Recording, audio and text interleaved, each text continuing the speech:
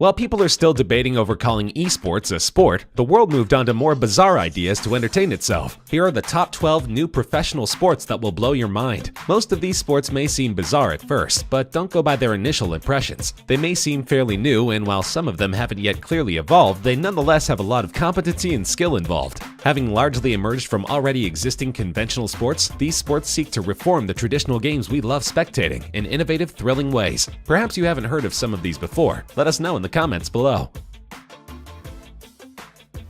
People often engage in mainstream adventure sports like rafting, diving, or mountaineering for recreation and thrill, but there are some professionals who are already taking it to the next level. Mountain unicycling is a relatively new phenomenon which is a lot more thrilling than the conventional adventure sports. If roaming through steep valleys and rocky hills on mountain bikes was not thrilling enough for you, you might want to sit on a unicycle and attempt the same feats. While it's largely used for recreation, mountain unicycling has some serious risks involved. Since unicyclists do not have the ability to steer themselves using their hands, maneuvering becomes even riskier, and with the added pressure of having to balance, they have to be even more careful about potential skidding, toppling over rocks, and losing balance on steep turns. Hockey on a unicycle is yet another development sportspersons are engaging in. Similar to the recreational sport of mountain unicycling, this involves a traditional hockey match with the same guidelines but with the players mounted on unicycles. While it may not be as renowned as traditional ice hockey, the unicycle hockey players are equipped with the same skills, and perhaps more. The players have to have exemplary balancing skills to be able to do the same things a traditional hockey player does, but on a unicycle. This involves everything from dribbling, shooting, dodging, and changing stances rapidly, all while maintaining control over the puck. Both these sports, unicycle hockey and mountain unicycling, are governed by the International Unicycling Federation, which was established in 1982 in New York. The biennial event Unicon hosts all unicycling championships under the supervision of one umbrella organization, the IUF, and you'll be surprised to know that this event includes other unicycling sports like basketball, high jump, and long jump too. Founded by two brothers, Christian and Damien DeVoe, this sport takes the playground classic to the next levels. The World Chase Tag involves an old-fashioned game of tag with 20-second rounds and not-so-old-fashioned environments. WCT championships involve fast-paced tag matches which come with a major catch. The chaser and the evader have to step into an arena full of obstructions, which means free-running skills are a necessity. In an interview, Damien revealed that because of added obstacles, 90% of athletes in this sport are actually parkour enthusiasts, meaning it's not a sport for everybody. Amateurs can seriously injure themselves if they don't possess the agility required to engage in swift movements. Being a relatively new phenomenon which was primarily popularized through YouTube, Christian DeVoe says that this sport generates great viewership among millennials and has faith that it will soon become a global league. In simplified terms, Bossa Ball is like volleyball on trampolines and inflatables. This Spanish sport seems to be a mere fun activity, but don't mistake it as an easy sport to master. A typical game involves traditional volleyball rules, but with the added requirements of outstanding trampoline skills. There's constant movement in the form of jumps and dives, and a great level of aerobic capacity is a must for players. This game has stringent rules and 3 referees, exactly as it's seen in volleyball. Bossa Ball involves intense rallies of passing the ball back and forth and keeping it from falling still, all while being in constant motion. The arena has boundaries and there are rules governing scoring. Points can be earned by scoring or because of an opponent's error. Bossa Ball athletes claim that the aim is all about combining sports, music, and positive vibes, and it's gained popularity all over the world because of its recreational nature. Brazil, Argentina, Portugal, and Qatar are some of the nations who have adopted this sport, and beach lovers all over the world are especially familiar with it.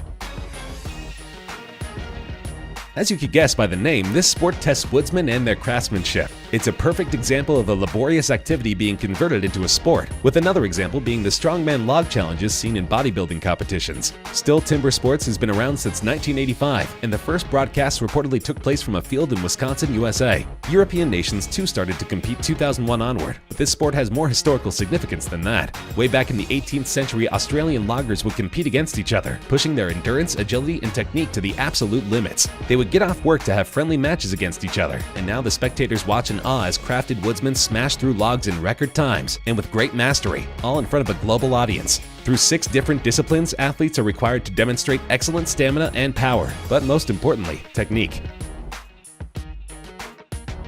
Botaoshi is a traditional Japanese capture-the-flag game, except the flag in this case is actually a vertical pole. This violent game involves an offensive horde of 75 people ramming into another defensive horde of 75 people, all while they try to balance on a vertical human pyramid, fighting to keep their pole upright. Since excessive physical contact is permitted, the attackers end up kicking several defenders in the face just to get to the pole. After reaching the pole, they hang off of it to lower it. One can think of this as a combination of gymnastics and American football, and a lot more dangerous than either of them. This sport is not expected to feature in the Olympics anytime soon because of its nature and the scale of matches. It's difficult to accommodate one team of 150 people. The game's origins are mysterious, but it's thought to have been developed by the Japanese militia around 1945. Today, the brutal sport is played by cadets from the National Defense Academy of Japan, but more surprisingly by teenage school students on sports days and athletic meets.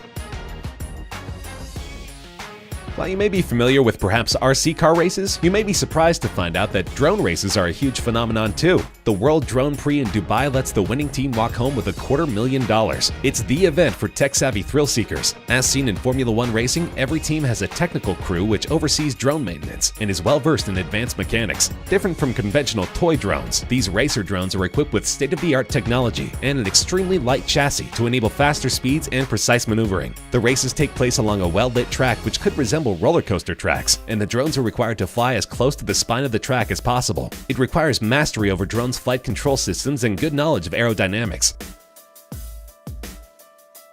Kabaddi is a form of a contact team sport, and while it isn't regarded as a new sport, it has only recently been given the status of a competitive sport. The All India Kabaddi Federation was established in 1950, and since then it has been growing as a national phenomenon, with a popularity rating which could potentially beat cricket in India. It's most popular in the Asian subcontinent, and takes inspiration from the Westworldly game of tag. Thus, to a Western spectator, it may resemble a classic game of tag, but there are several added technicalities that Kabaddi players are expected to master. It's played between two teams of 7 players, and a raider is supposed to tag as many players of the opposing team as possible, but all in a single breath without being tackled by the opponents. That's perhaps the biggest differentiating factor from tag. The exact origins of this incredibly strenuous sport are unknown. While some suspect it to have emerged from ancient India, others argue it originated from Iranian regions.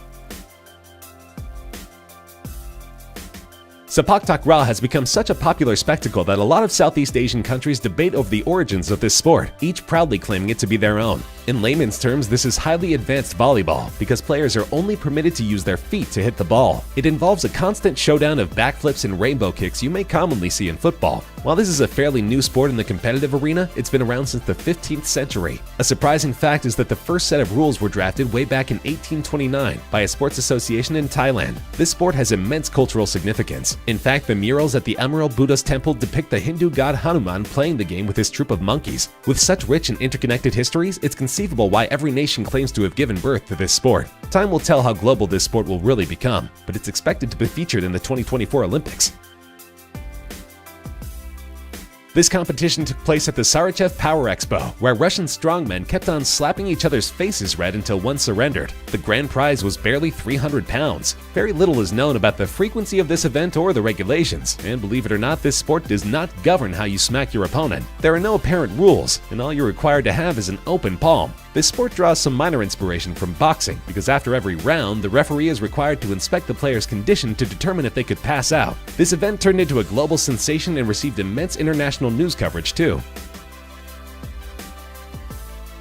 Where one would think only brains are involved, now Brawl is too. This game is perhaps one of the most bizarre developments that have taken place in sports. It's a mix of boxing and chess, alternating between rounds. It was started off as an art performance by a Dutch artist, Lepe Rubing, who was inspired by a comic book, and now it's established as a popular sport in Germany, India, Russia, and the UK. A typical match consists of 11 rounds, where 6 are for chess and 5 are for boxing. And a victory in either chess or boxing wins and ends the entire contest. It's not easy to be a competitive chess boxer. A chess boxer is required to have mastery in both the respective sports, with a minimum of over 50 bouts in martial arts, an ELO rating of over 1600, and special training in speed chess. It's essential to be well-versed in speed chess because your opponent can win the match if you fail to be within the chess game's time control. The sport is primarily overseen by the World Chess Boxing Organization, which is a non-profit organization based out of Berlin, Germany. A surprising fact is that it's been founded by the Dutch artist himself, Lepe Rubing.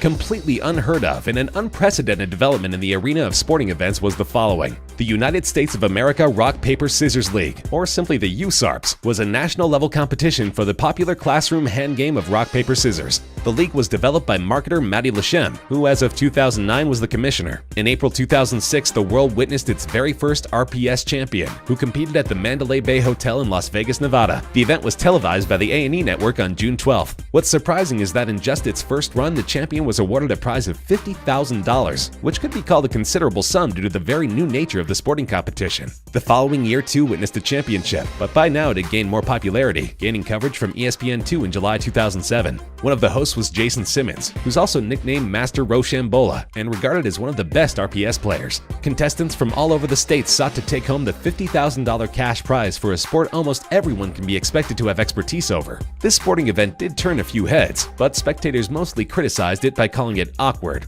Any new sport does take time to evolve and grow into a global phenomenon, so nothing can be proclaimed for certain about the future of rock, paper, scissors as a championship. Jason Simmons commented once that this competition is now defunct, but there are talks of localized events still going on in the US.